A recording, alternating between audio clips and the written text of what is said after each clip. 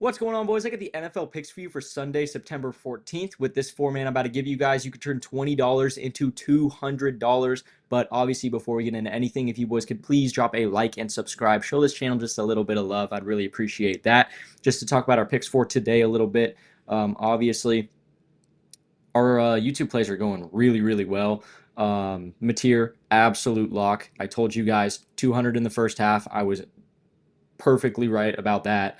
Um, Bryant Westco doubled his line, so love that one. And then obviously Q and Lacey only needs 1.2 more fantasy score in the second half to cash, and Aaron Anderson is already well past half of the yards he needs to cash. And again, still a full half to go for Q and Lacey and Aaron Anderson, so it's looking like a pretty solid sweep for us. Over on VIP, looking really well, really good as well. We've already cashed two plays. Two of our other plays are looking really, really good. So we're going to get into our picks for tomorrow. Obviously, NFL Week 2, super stoked about it. That Thursday night game, Packers versus Commanders, was a very good game. So I think we're going to have a ton of really good games again this week. With that being said, we're just going to jump into these picks. Our first one's going to be Travis Etienne. We're taking him over 54.5 rushing yards. Obviously, playing against Cincinnati this week, Cincinnati has an incredibly weak defense. Just really, really bad stuff from Cincinnati defensively for the past couple of years, to be honest. Obviously, dropped to 141 against Carolina. They gave this dude a ton of carries. He had like 16. The other, like Tootin and Tank Bigsby combined went for like 9 or something. So they're giving him a much higher carry share than they normally do, which is really nice to see. And then obviously they just got rid of Tank Bigsby. He is now on the Eagles. So they really have one backup in Tootin. I can't imagine that they're going to give him a ton of carries and be splitting his time with ETN just from what we saw last week. So I think that 141 or 143 line that he hit last week bodes really, really well for this 54.5. If he can't get 55 yards against a very weak defense, again, yes, Carolina is a very weak defense. He put up 143 against them, but Cincinnati is really not much better, especially on the ground game. So I think that this 55 yards will be super easy for him. I think he'll probably end up going for about 80-ish. So I think that, again, 54.5, super, super easy line for him, super attainable. So Travis Etienne over 54.5 rushing yards. Our next play I'm going to get into is going to be Devon Achane. If I spelt it right, it's going to be Achane, and we're taking him over 0.5 rushing plus receiving touchdowns. This guy gets a ton of receiving touchdowns, so I absolutely love that this is somehow not a goblin. Obviously, as it sits right now, he seems to really be the only threat that they have on offense. Obviously, Tua has been super, super poor. Was extremely poor last week against the Colts. That was just one of the worst offensive performances I've ever seen. However, Achane still got in the end zone. So this dude can really score any way he wants to. Obviously, Tua's poor performance last week won't really affect Achane as much as a lot of people would think because, again, he's getting passes out of the backfield. He's in the flats. He's going to be wide open most of that time. So absolutely love this 0.5 touchdowns line for him. Again, he's playing New England.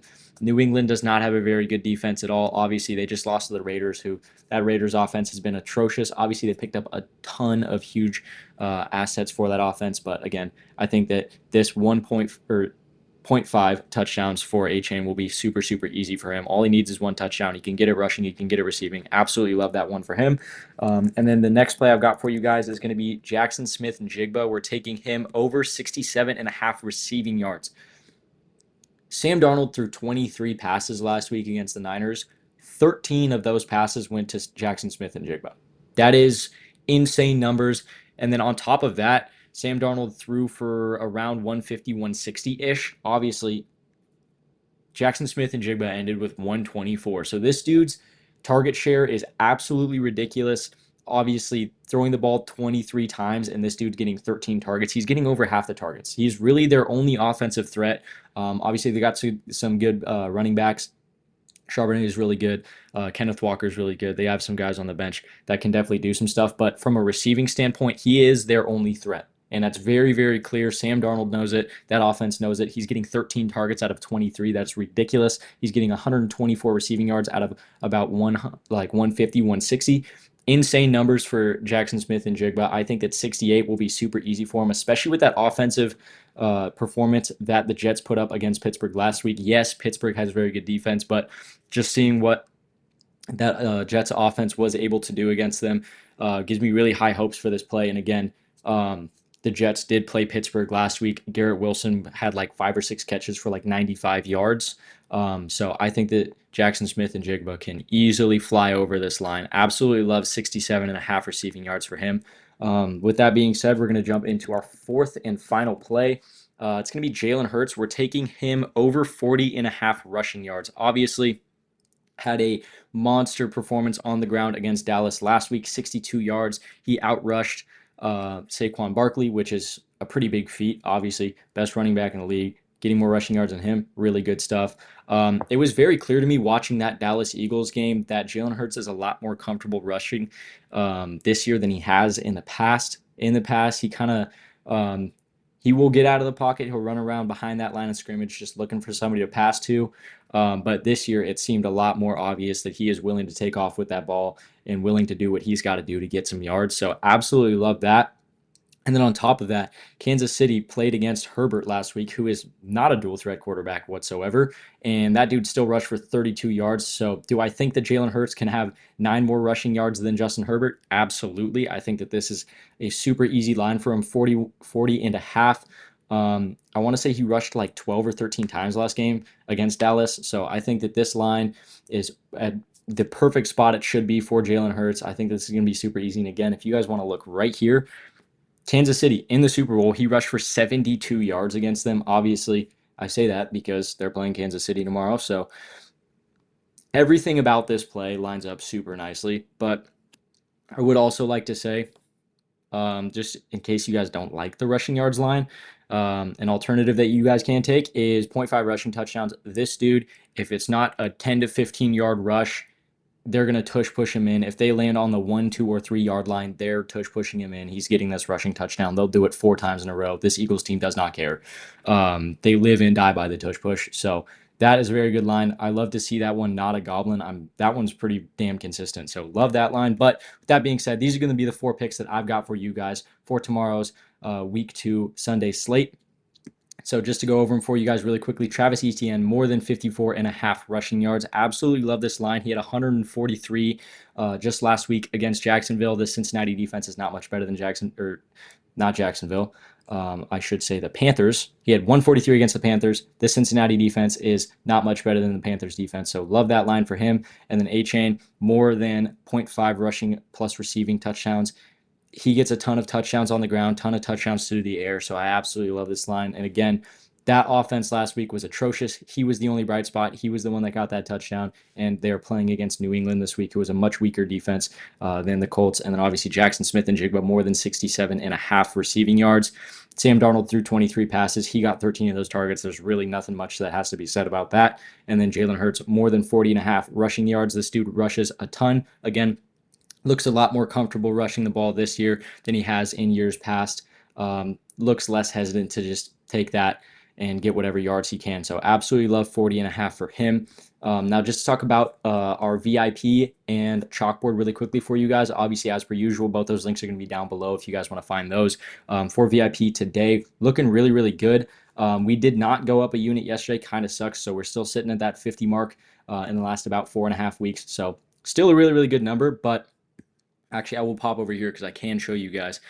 These are the VIP picks we had for today. Again, looking really good. Star Thomas already slammed his line. Byron Brown already smoked his line. Marcel Reed just needs to pick up the rushing a little bit in that second half. And then obviously, Altmaier already threw a 1 touchdown in the first half. The screenshot was from, I don't know, a little bit ago. So honestly, he could have already cashed that. All of this stuff could have already cashed. I'm not really sure, but I will definitely check before I post this video. However, these are going to be the VIP profits, just the numbers that will come out of the 50 units that we have gotten over the last 4.5 weeks. Obviously, if you guys are pretty moderate, just betting $20, which is a very common amount, you guys could have turned that $20 into $1,000 in just the last month. If you guys are betting 50, you turn that 50 into 2,500 in just the last month. And for you big bettors, you risky guys out there that like to bet $100, in this last month, if you guys were in that VIP, you could have turned that $100 into $5,000. That is huge numbers. So make sure you guys tap into VIP. I'm just going to come up here and talk to you guys about Chalkboard really quickly before I get out of here. Obviously, same rules as always. If you guys want to download that Chalkboard app, throw in that code SBL when you're signing up. You guys are going to get all their free picks that they put up for every single sport, every single day, as well as a free $20. It says right here, no deposit required at all. You guys don't got to put a single cent in. You guys are getting a free $20 just for throwing in that code SBL. So super sweet deal there. And then obviously there's promo packs. I've gone into so much detail throughout all my videos about these promo packs. Absolutely love them. They make it like a video game. Absolutely love that Chalkboard threw that in there. Only app I've ever seen to do that. So love that. And then obviously that deal that I'm putting to you guys. If you guys want to go download the Chalkboard app during your sign up, throw in code SBL and deposit at least $20. I'm giving each one of you guys that does that 1 month of free VIP. Again, all you got to do, download the Chalkboard app, throw in that code SBL, and deposit at least $20. My email is in the description of all my videos. Shoot me a quick email. Let me know that you did that, and I'll get you guys that 1 month of free VIP as soon as I see it. But with that being said, that's all I've got for you guys today. So I'm going to get out of here. I love you guys. I will see you tomorrow.